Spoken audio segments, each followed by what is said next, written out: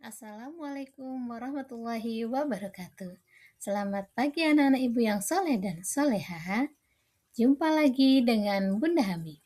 Kali ini kita akan membahas materi kelas 2, yaitu iman kepada para malaikat Allah. Pengertian iman kepada malaikat. Iman kepada malaikat berarti percaya dan membenarkan dengan sepenuh hati bahwa malaikat itu benar-benar ada dan diciptakan oleh Allah Subhanahu wa taala. Malaikat diciptakan dari nur atau cahaya. Nama-nama malaikat Allah dan tugasnya. Malaikat sebagai salah satu makhluk Allah Subhanahu wa taala yang diperintahkan untuk senantiasa beribadah dan bertasbih mengagungkan Allah Subhanahu wa taala dan untuk selalu taat melaksanakan tugas dan perintah dari Allah Subhanahu wa taala. Adapun 10 nama malaikat beserta tugasnya. 1. Malaikat Jibril. Malaikat Jibril bertugas untuk menyampaikan wahyu dan juga memenuhi atau menahan hajat manusia dan membawa rahmat bagi mereka yang menjaga kesucian saat sakaratul maut dan mengatur angin. Yang kedua ada malaikat Mikail. Malaikat Mikail bertugas mengatur urusan rezeki dan memberi rezeki kepada makhluk Allah dan mengatur alam semesta. Yang ketiga, malaikat Israfil.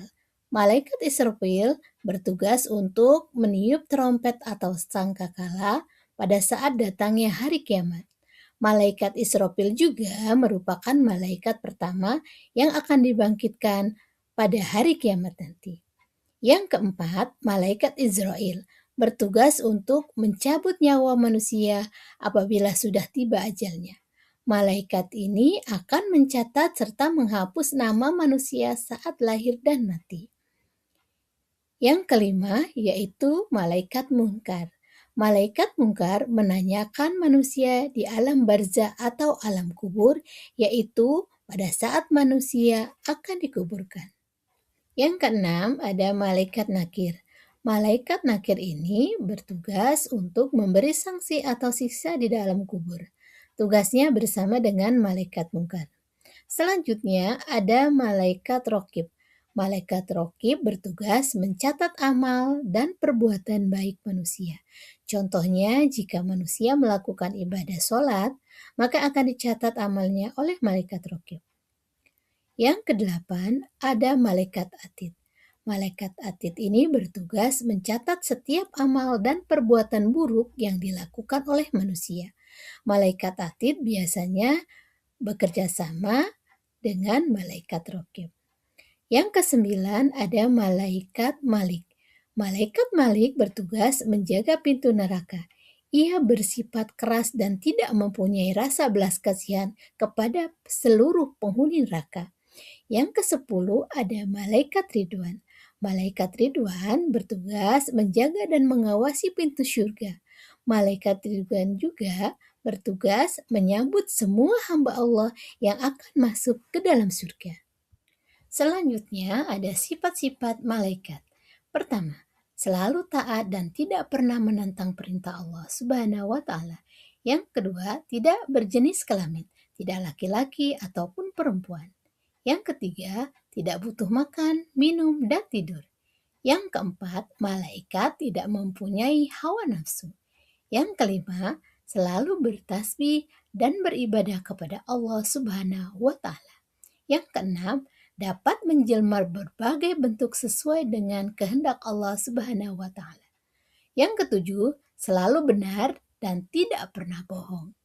Yang kedelapan, selalu memintakan ampunan bagi orang-orang yang beriman. Yang sembilan adalah tidak beranak, berayah, beribu, karena malaikat tidak menikah. Yang terakhir, sifat malaikat adalah selalu disiplin, yaitu mau melaksanakan perintah Allah Subhanahu wa taala. D. Perbedaan malaikat dengan makhluk lainnya. Asal kejadian. Malaikat diciptakan dari nur atau cahaya. Sifat-sifat malaikat antara lain adalah selalu patuh kepada Allah Subhanahu wa taala, tidak memiliki hawa nafsu, selalu bertasbih dan tidak sombong. Tujuan penciptaan dari malaikat adalah diciptakan untuk taat kepada Allah Subhanahu wa taala dan selalu melaksanakan tugas sesuai bidangnya masing-masing.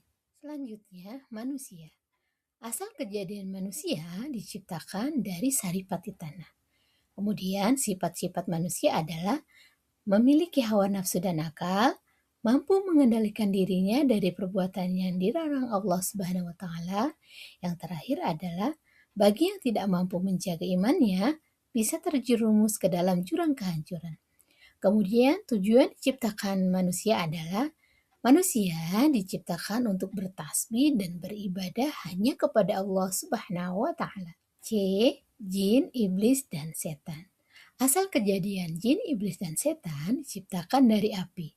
Sifat-sifat jin, iblis, dan setan pertama adalah satu, diberi kebebasan untuk menjadi mukmin atau kafir, taat atau membangkang. Yang kedua, jin, iblis, dan setan itu bersifat sombong, ingkar, menentang, durhaka, dan senantiasa menyesatkan manusia. Adapun tujuan penciptaan dari jin, iblis, dan setan adalah diciptakan jin untuk beribadah kepada Allah Subhanahu wa taala. Sedangkan iblis dan setan diciptakan untuk taat dan memenuhi perintah Allah Subhanahu wa taala. Tapi mereka durhaka dan sombong dengan perintah Allah Subhanahu wa taala. Sehingga jin, iblis, dan setan menjadi makhluk yang sangat terkutuk. Selanjutnya, bagaimana cara kita menghayati sifat malaikat dan menghindari sifat iblis atau setan? Dengan meyakini dan memahami sifat malaikat, hati kita akan terbimbing ke arah yang lebih baik dan benar. Karena malaikat memiliki sifat dan tugas yang sangat mulia, sehingga kita dapat meneladaninya. Berbeda dengan iblis, jin, dan setan, mereka memilih sifat yang buruk. Tugas jin, iblis, dan setan ini adalah menggoda manusia agar terjerumus ke jalan yang dilarang oleh Allah Subhanahu wa taala. Nah, agar kita terhindar dari godaan setan tersebut, sangat diperlukan langkah-langkah sebagai berikut. Pertama, selalu mengerjakan perintah Allah Subhanahu wa taala dan menjauhi larangannya dengan hati yang ikhlas. Yang kedua, memperbanyak membaca Al-Quran dan memahami isi Al-Quran. Yang selanjutnya adalah memperbanyak ibadah seperti sholat malam, puasa sunnah, dan bersedekah. Hikmah beriman kepada malaikat. Langkah iman kepada malaikat selanjutnya adalah menghayati pemahaman tersebut dan mengambil hikmahnya atau dampak positif dalam kehidupan sehari-hari. Adapun hikmah kepada para malaikat Allah adalah sebagai berikut. 1.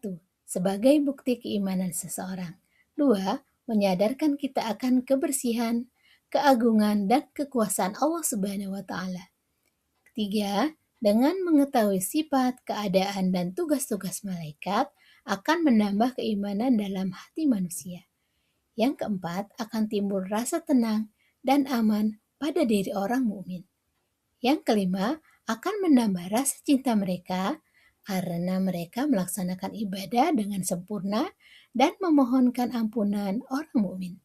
Yang keenam, membangkitkan rasa benci terhadap perbuatan-perbuatan maksiat. Yang terakhir, menumbuhkan rasa syukur kepada Allah Subhanahu wa taala. Nah, sampai di sini dulu pembelajaran kita kali ini. Terima kasih kepada anak-anakku yang soleh dan soleha sudah mengikuti pelajaran hari ini. Selamat beristirahat dan sampai jumpa pada pertemuan selanjutnya. Assalamualaikum warahmatullahi wabarakatuh.